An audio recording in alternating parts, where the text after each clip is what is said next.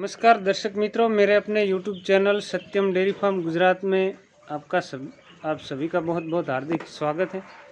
आज मैं ब्रीडिंग के ये 3 जानवर दिखा रहा हूँ और उन पर थोड़ी जानकारी साझा करना चाहता हूँ। एक नंबर पर ये बूढ़ी भैंस है, ये दोनों जोटियाँ की माँ है और मेरे हिसाब से वो 10 ब्यात के ऊपर की है और फिर भी बहुत अच्छे दूध पे चल रही है। ये 2.5 महीने से ऊपर की ब्याई हुई है और अभी भी उसका 17-18 किलो के अगल बगल दूध तैयार है और बहुत लंबे टाइम दूध देती है। मेरे हिसाब से एक लैक्टेशन का 5000 लीटर प्लस हो जाती है और उसकी प्रोजनी भी बहुत अच्छी है और हर साल बच्चा दे देती है। ये उसकी पहले ब्यात की 6 दांत जोटी है।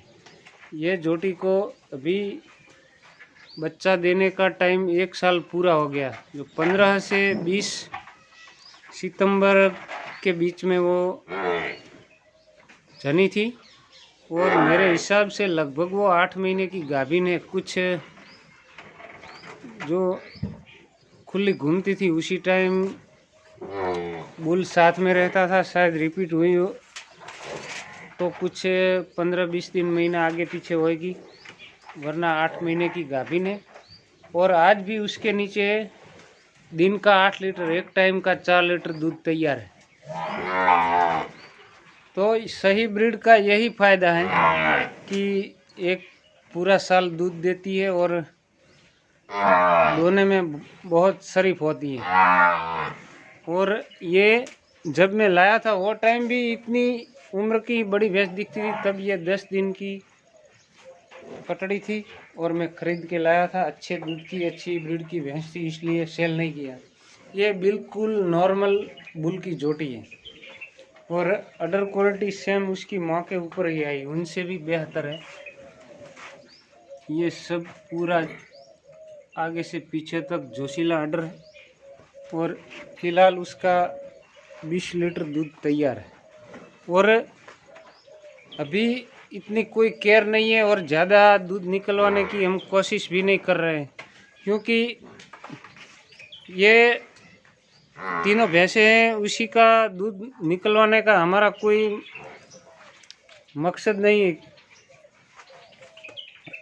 ये ब्लड लाइन में पक्का है कि जितनी ज़्यादा केयर करोगे उतना दूध दे देती हैं और अच्छा ही रिजल्ट मिलता है। ये भैंस के बच्चे भी अच्छे आते हैं, दूध भी अच्छा देती हैं, लंबा टाइम पूरा लैक्टेशन का दूध भी जो रिकॉर्ड वाली भैंसें हैं उतना ही दे देती हैं और हर साल बच्चा भी दे देती है। अगले साल ये जब 20 दिन की जनी हुई थी और खेतों में खुली घूमती थी तो गाभिन हो गई थी। मेरे हिसाब से 10 साढ़े 10 महीने के पीरियड में उसने बच्चा दे दिया था। यूं ही तो ज़्यादातर भैंस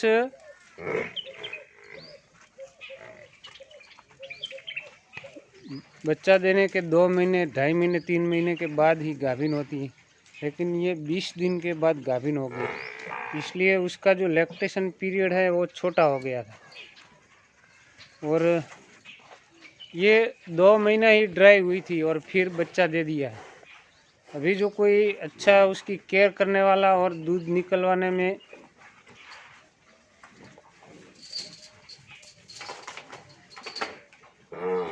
होशियार आदमी उसकी केयर करता है तो ये 22-23 किलो दूध आराम से दे देती है। ये तीसरे लैक्टेशन में, ये पहले लैक्टेशन में 1 साल हो गया और मेरे हिसाब से जो उसको बंद नहीं किया तो वो कंटिन्यू एक लैक्टेशन से दूसरे लैक्टेशन तक फिर कंटिन्यू दूध चालू रहेगा, वो बिल्कुल बंद ही नहीं होगी। और ये एक अच्छा बनी बुल हम पंचायती बुल लाए थे, उसी बुल की है और पूरे लैक्टेशन का बहुत अच्छा दूध दिया है। और जब वो तैयारी पे होती है तो उसकी जो अडर चारों थनों के बीच गैप और उसका पूरा लुक बहुत अच्छा बनता है। और ये अगर मैंने सेल की होती तो रिकॉर्ड उसकी कीमत भी मिल रही थी, पर सेल नहीं की थी, उसको ब्रीड के लिए ही रखी थी। और ये देख सकते हैं उसकी माँ 10 ब्यात के ऊपर हो गया, क्योंकि सामने भी पता नहीं था कि कितने ब्यात की है, ऐसी दिख रही थी। वो टाइम भी मेरे अंदाज से 5-6 ब्यात की हो गई होगी। और मेरे यहाँ आकर भी यहाँ 5वां या 6ठा ब्यात है उसका। एक कटड़ी उसकी मर गई थी, 2 बूल 3 बूल हुए उसके, और ये 2 कटड़ी है। 6 ब्यात जनी मेरे घर पर आकर भी 11-12 ब्यात की हो गई होगी, इतना मालूम है। फिर भी उतना ही दूध दे रही है।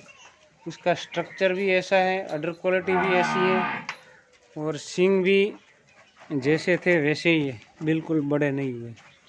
और जो अच्छी ब्लड लाइन वाली भैंस होती है, उसका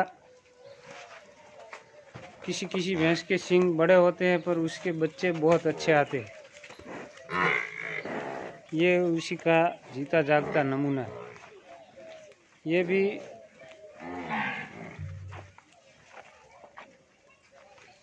जब इतनी बूढ़ी नहीं थी, 2 साल पहले तो इतना जोशीला आर्डर बनाती थी कि ये पूंछ भी पीछे से बहुत अधर रहता था, इतना जोशीला आर्डर बनाती थी वो।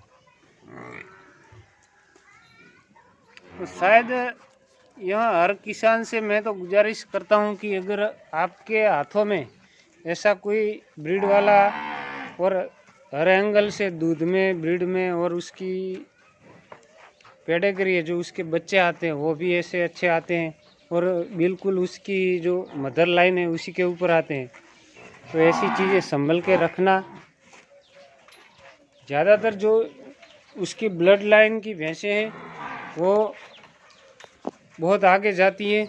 आप बुल से भी अच्छा रिजल्ट मिलता है, लेकिन जो बुल से अच्छी लाइन बनी है उसी को हर टाइम, शायद बुल में आप भूल गए तो ब्लड लाइन फिर बुल के ऊपर ही चली जाती है। पर ये मदर लाइन है वो बहुत मजबूत लाइन है, इसलिए पहले तो आप ब्रीडिंग पे फोकस करना चाहते हैं तो अच्छी नस्ल की और जिसकी पेडिग्री बहुत अच्छी है ऐसी भैंस ही ब्रीड के लिए रखना। और ऐसी भैंस आपके हाथ में आ जाए तो सेल मत करना। और ज़्यादातर किसान तीसरे चौथे ब्यात में भैंस सेल कर देते हैं और ऐसी सोच रखते हैं कि भैंस बूढ़ी हो रही है इसलिए सेल कर दिया। ये जीता जागता नमूना 11 या 12 ब्यात की भैंस है, फिर भी आज चौथे 5वें पेट की लग रही है। तो ऐसा नहीं है, भैंस कभी बूढ़ी होती ही नहीं है। और ये सेल के लिए या बेचने के लिए वीडियो नहीं डाली है, ये जो किसान है पशुपालन करते हैं उसी को जानकारी साझा करने के लिए वीडियो डाली है। सभी दोस्तों का बहुत बहुत धन्यवाद।